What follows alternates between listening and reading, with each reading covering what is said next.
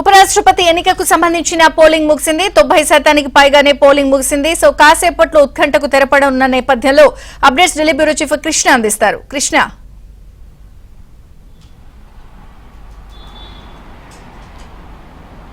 విజయచంద్రిక, ఉపరాష్ట్రపతి ఎన్నికకు సంబంధించినటువంటి పోలింగ్ ముగిసింది. మొత్తం 768 ఓట్లు పోలయ్యాయి. ఎలిజిబుల్ ఓటర్స్ ఎవరైతే ఉన్నారో వాళ్ళందరూ కూడా ఓటేశారు. ఒక 13 మంది మాత్రమే, అంటే ఎలిజిబుల్ ఓటర్స్లో 13 మంది మాత్రమే తమ ఓటు హక్కును వినియోగించుకోలేదు. అందులో బీఆర్ఎస్కి సంబంధించినటువంటి 11 మంది, అదేవిధంగా బీజేడీకి సంబంధించినటువంటి 4, తర్వాత శిరోమణి అకాలీ దళకు సంబంధించినటువంటి 1, బీఆర్ఎస్కి సంబంధించి 4, శిరోమణి అకాలీ దళకు సంబంధించి 1, బీజేడీ బిజు జనతా దళకు సంబంధించి 7, మొత్తం 11 మంది, వీరు 12 మంది. అదేవిధంగా పంజాబ్కు చెందినటువంటి ఒక ఇండిపెండెంట్ అభ్యర్థి, ఈ 13 మంది కూడా తమ ఓటు హక్కును వినియోగించుకోలేదు. మొత్తం ఎలిజిబుల్ ఓటర్స్ 781 మంది ఉంటే ఈ 13 మంది తమ ఓటు హక్కును వినియోగించుకోలేదు. కాబట్టి 768 మంది ఓట్లు పోలయ్యాయి. సో 768 మంది తమ ఓటు హక్కును వినియోగించుకున్నట్లుగా కొద్దిసేపటి క్రితమే ఏబిఎన్ ఆంధ్రజ్యోతికి అక్కడ బీజేపీ ఏజెంట్గా ఉన్నటువంటి, ఎన్నికల ఏజెంట్గా ఉన్నటువంటి కేంద్ర మంత్రి రామ్మోహన్ నాయుడు ఫోన్ చేసి చెప్పడం జరిగింది. సో 768 మంది ఓట్లు వేశారు. సో ఈ 768 ఓట్లను 6 గంటలకు ఈ యొక్క 6 గంటలకు కౌంటింగ్ ప్రారంభమవుతుంది. 7 గంటలు 7:30 గంటలకి దీనికి సంబంధించినటువంటి ఫలితాలను విడుదల చేసే అవకాశం ఉంది. అయితే సంఖ్యాపరంగా చూసుకుంటే ఎన్డీఏకి ఇప్పటికే 428 మంది ఉన్నారు. అంటే మ్యాజిక్ ఫిగర్ 384 ఉంది. సో మ్యాజిక్ ఫిగర్ 384లో సంఖ్యాపరంగా ఎన్డీఏకి 428 మంది ఉన్నారు. అంటే మ్యాజిక్ ఫిగర్ కన్నా కూడా ఇంకా ఒక 40 సీట్లు అధికంగానే ఉన్నాయి, 40 కన్నా అధికంగా ఉన్నాయి. ఈ 40 కాకుండా ఈ ఏదైతే ఇండియా కూటమికి సంబంధించి ఇండియా కూటమిలో 324 మంది ఉన్నారు. తర్వాత మిగతా అభ్యర్థులు ఎవరైతే ఇండిపెండెంట్స్, తర్వాత స్వతంత్ర అభ్యర్థులు ఎవరైతే ఉన్నారో వాళ్ళందరిలో కూడా కొంతమంది ఈ సిపి రాధాకృష్ణని కోటేసే అవకాశం ఉంది. కాబట్టి దాదాపు 50 నుంచి 60 మంది వరకు కూడా ఎక్కువగానే ఈ యొక్క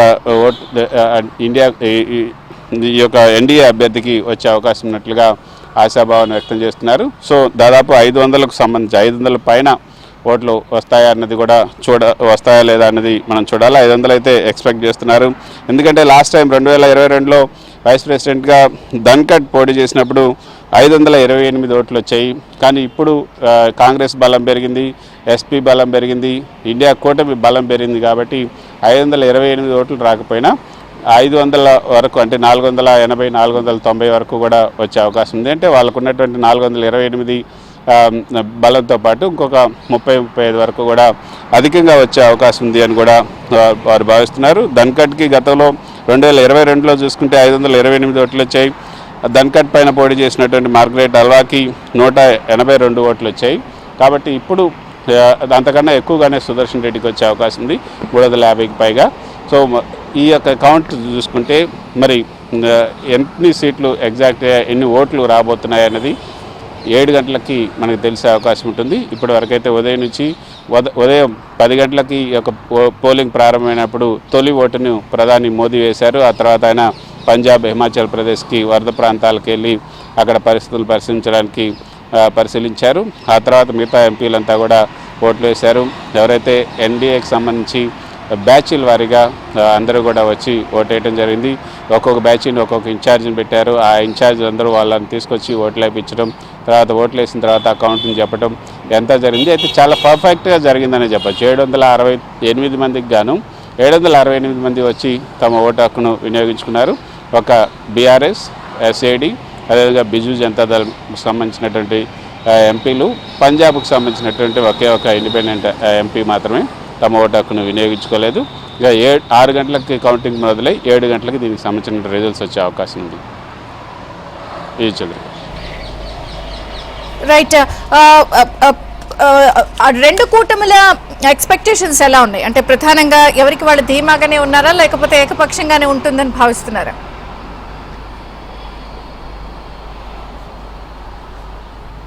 ఇది ఒక విధంగా చెప్పాలంటే ఏకపక్షం అనే చెప్పచ్చు.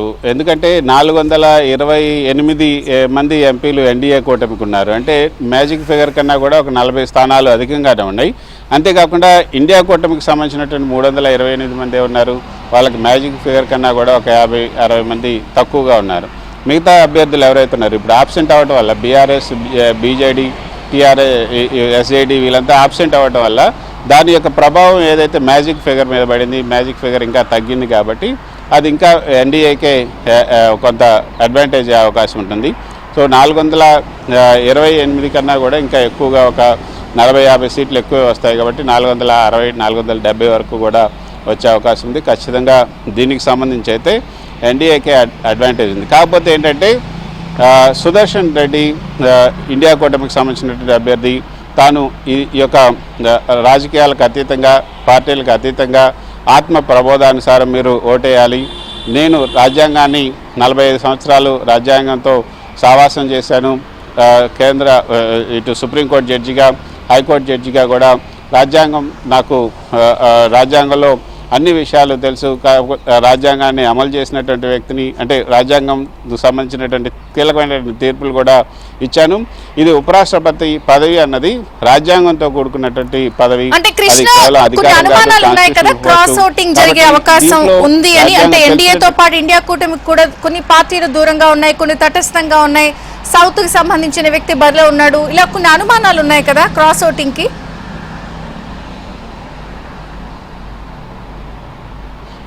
క్రాస్ ఓటింగ్ అయితే జరిగే అవకాశాలు ఉన్నాయి. కానీ అది ఎన్డీఏకే ఎక్కువ క్రాస్ ఓటింగ్కి సంబంధించి ఎన్డీఏకే లాభం చేకూరే అవకాశం ఉంది. ఎందుకంటే అధికారంలో ఉన్నటువంటి ఎన్డీఏ గతంలో మనం చూసాం ఎన్నో బిల్లులు రాజ్యసభలో బలం లేకపోయినప్పటికీ కూడా ఆ యొక్క తటస్థంగా ఉన్నటువంటి వారిని, తర్వాత ఇండిపెండెన్స్ని వాళ్ళందరినీ కూడా తమ వైపుకి ఏ విధంగా వాళ్ళు మలుచుకున్నారో కూడా మనం చూసాం.